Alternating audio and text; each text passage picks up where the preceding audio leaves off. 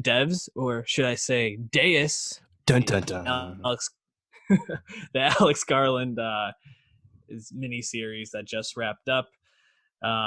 We reviewed the first episode or two, I think, of it, and I think so. Yeah, the first two, and I think we what we enjoyed most was the style and a very intriguing story. You know, this tech genius creating this computer um, that can almost like see into the past and also apparently the future, which we didn't know at that time, and uh, almost is like this godlike machine that this Russian agent tried to steal, killed, and then Lily is thrown into trying to kind of sort everything out. Um, I thought this series was really good, but something just felt, I think, a little bit off for me. Like it's probably like an 8 or 9 out of 10 for me, but there was just something that felt like it didn't totally stick the landing. That kind of left me being like, huh. But I will say, after self thinking about it for like 2 or 3 days, and I still am trying to like grapple with what exactly I take away from it in terms of what it means about determinism versus free will, and Right. that's really what's at the center of this. So Dave, with me kind of giving this preamble, how are you feeling about devs as a whole? 9 of 10, 10 of 10. Where are you rating it? Yeah, I agree that it's like it's not it doesn't fully land. It's a lot. It's quite similar to I think Annihilation, his second directorial Hmm. debut from Garland, where it's a bit of a more polarizing reception. It really just depends on if it connects with the audience because there's I think things that Garland consistently always does well, right? It's casting, set design, directing choices. You think of stuff like the Amaya statue or the Devs complex. Just really stark visuals that always stand out. The halos in the forest, right? In episode 7, when Kenton's dead, like his eye looking out through Hmm. like the blanket, stuff like there's the obvious touches, right? Um, but like thematically, all those themes are awesome, and you're still thinking about them. But it's like, does the story ultimately like deliver on what you want? And I think there are weak points to it. I still really like it. I'm still really happy with it. But like I think there's weak points to it because I think some of the dialogue was a little stilted at times, and it didn't really help Lily. Like Lily is our lead character, but Lily ultimately does not become that interesting. A lot of times she's like saying things like, "What? How? Why?" Like she's just kind of like Yeah. always kind of speaking simply, and like when you have that episode where like they go to And so Forrest's flat. house and like she's just kind of being like, "That's what this means." Oh, like it doesn't really go anywhere, right? And like meanwhile, she's just kind of getting acted off the screen by Allison Pill, who's like low Mhm. key like psychotic the whole time, but like in a really scary way because it's more about how Katie is really accepting of everything they're doing, and like Yeah. so I think everything with Katie and Forrest I really liked and almost wanted more of it because I think it really more spoke to the themes, whereas Lily I think kind of was more up and down. And I mean uh, Jamie died as he lived, right? He's a total simp, right? We can say that. Yeah, Jamie, tough look for my guy. I appreciate him being a supportive friend and partner, but man, really just kind of got worked throughout this whole thing. Is a good one because I think uh, Sonia Mizuno, who played Lily, definitely could have used a little bit more seasoning because like even in the episode where they go to Forest house and she's sitting across from uh, uh, Allison Pill playing Katie, rather than like Lily being like, "This is what I'm telling you," or "This is what I'm gonna do." She's so flat the whole time. I almost wonder if that was like an acting choice or a directing choice because I know Garland in a way I felt like wanted there to be like a roboticness to some of the dialogue and some of the interactions. It's just this Right. overall like idea that like what's gonna happen is almost like we're robots that are on this like path that we can't see, and Lily even like speaks that directly in the final episode. But man, I really thought Alison Pill and Nick Offerman when they were together were just fantastic. And it's the little things, right? It's like that final scene where you see Nick Offerman show her show Lily what she's going to do, and he looks over and you can see like the tears welling up in his eyes because he's like afraid but also accepting that like this has to happen so that the ultimate goal will be achieved. And just the way he like slightly breaks, I thought was fantastic. The way Allison Pill it goes from being like so calm and collected to like losing her shit to like let's just do it then, just like put like Mm. it's that final episode is such like an encapsulation I think of everything that's like really good and really not great about or maybe where it missed. I wouldn't say not great, but where Mhm. the show missed a little bit. Um, anyways, a couple of things I wanted to go over. How did you feel about Zach Grenier, who played Canton in this?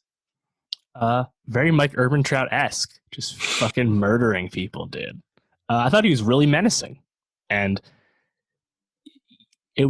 I kind of like it was kind of weird realizing that he just became really like disassociated from Forrest and the rest of Amaya, and he was just kind of like on his own bent of like tying up loose ends. And it's like overall, like I think the strict plot of the show kind of flattened out by the end, and Kenton's rolling it. Kind of, it's like, all right, well, now Ken's just gonna die. Like that's all. But I liked it. Mm-hmm. I liked his presence. I thought he was really scary. Yeah, I thought he was good, but it also at times I was like, I don't know if it worked for me completely. Him being so like I don't know, like Terminator esque. Like my dude, like battled with this Russian agent and had like a knockdown, drag him out fight where they both were like really messed up. And the next day goes and like is driving Lily to the psych hospital where she crashes him into like a head on collision where he's knocked out. And then Yeah. just a couple hours later, it was like at the house, like torturing Jamie. You really was like Terminator. Like, and meanwhile, he's like 5'8", 180-pound old man. I'm like, damn, I don't know. Didn't always feel believable, but still really fun to watch. I also I wanted to check in and see how you felt about Lyndon and Stewart, who were like the Yeah. two main like side engineers at Devs who had a pretty significant role in the series. How did you feel about their two Yeah. So I performances? think for Stewart, Stephen McKinley Henderson's just such a welcome presence whenever he shows up at anything. That's just awesome seeing him. He's so good. And Lyndon, I think Lyndon has like those two really good moments, obviously, where he has the falling out with Forrest, where he's like, no, my shit works. You're asking for the impossible in terms of like the realizing the multiverse versus the one specific universe that Forrest is seeking. And when you see Jesus on the cross speaking Aramaic, like, that's a really wild moment. And then I think Lyndon, of course, at Yeah, the end when that Lyndon scene's dies amazing. at the dam after talking to Katie, that one again, I thought was really kind of hits the themes home in an effective way. And he's also sticking his arms out like he's on the cross. Look at that. Um, but yeah, in terms of like Yeah, Stewart actually being the one to like make sure the quote unquote future happens the way it's supposed to. That one kind of threw me for a loop because I didn't realize he was as like lost in the sauce the way Katie and Forrest were. yeah. But I like both of them. Yeah, I thought they both were good. I didn't realize Lyndon was played by a female. Kaylee Spivey played Lyndon and has been in a couple of things, which kind of threw me for a loop a bit. But I thought they both were really fascinating, and I thought Lyndon, especially like that scene you mentioned where you hear Jesus speaking Aramaic on the cross, is fucking an amazing scene, but also then really highlights the obsession that has, and unclear when he basically like have Lyndon killed in front of everybody. It's like this is what's going to happen if you tell anybody about this. It's like, oh shit, like this guy really is just like a crazy psychopath. But then I didn't leave the series feeling like that's like the clear villain. Like I felt like all the characters, maybe beside Katie, who is just kind of like this crazy genius. But Mm-hmm. you're kind of given some sweetness when her and Forrest connect. But Forrest, who really is like the main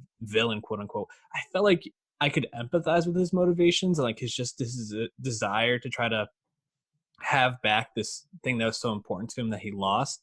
Obviously, doing it in like a very unethical way, but I thought Garland did a good job of telling the story in that sense. Um, so now, why don't we like transition a bit to how are you feeling about Alex Garland's works in total now? Because well, we have Ex Machina, we have Annihilation, now we have Devs slash Deus, however you want to go about it. And this is almost obviously now you think about Ex Machina and Deus together as this kind of Right. two pieces of a whole, or at least connected in some sense. And I wonder if Annihilation even is somehow connected as well. Do you dig what Garland is doing in terms of building this like shared universe across his films? Uh, oh yeah. I mean, I think the reason Garland's so appealing is because thematically he just challenges the viewer, and even in moments where something doesn't totally land or work, like with Devs, I think everyone's still pretty charitable to the overall output because of how stimulating it still is, you know? Like Devs, I think what I really liked about Devs on the surface was that we weren't spending half the season being like, what is Devs? What are they working on? You know, basically right away, because it's interested with more interesting questions, you know? Just doing basic mystery box stuff, it feels so beneath what Alex Garland's interested in when it comes to like science fiction themes. So Mm-hmm. yeah, I think he's really impressive. And, you know, whether he sticks with TV or goes back to movies, who's to say? You know, Annihilation, Paramount kind of um, sold him out on that in terms of not really promoting it and selling its international rights before release. So maybe he's more apt to stick with a place like FX where they'll just give him a lot of rope and let him do what he wants. Who knows? But yeah, I'm still very, very much Mm-hmm. pro Garland.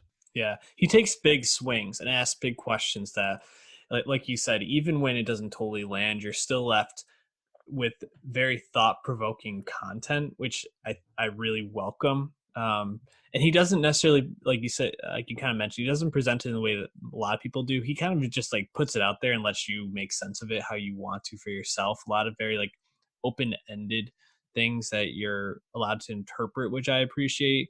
You know, don't treat me like I'm five, treat me like I'm however old I am. Right. Um, and I also like that because Garland doesn't like focus on like the mystery box of it all. I didn't even find myself thinking about until the very end, like, oh, what does Dev stand for again? Like I found myself a lot more wrapped up in what was happening, like episode to episode, where the plot was going, what the questions were that were asked. And then when he does drop something like, oh yeah, the V is Roman, it's Deus, I was like, oh, like I totally forgot that that was probably something I should be trying to figure out or should be like waiting for the reveal of, because I just kind of accepted this is the world and there's a lot of other interesting things going on. So it works on a lot of different levels. Stylistically, I think he's has a great eye and sets things up in such a beautiful manner that a lot of times I could have even overlooked the misses because it just looks so great. So I mean, on Alex Garland as a creator, man, I don't know really how you couldn't be at this point. Even though his stuff isn't perfect, it's still top notch.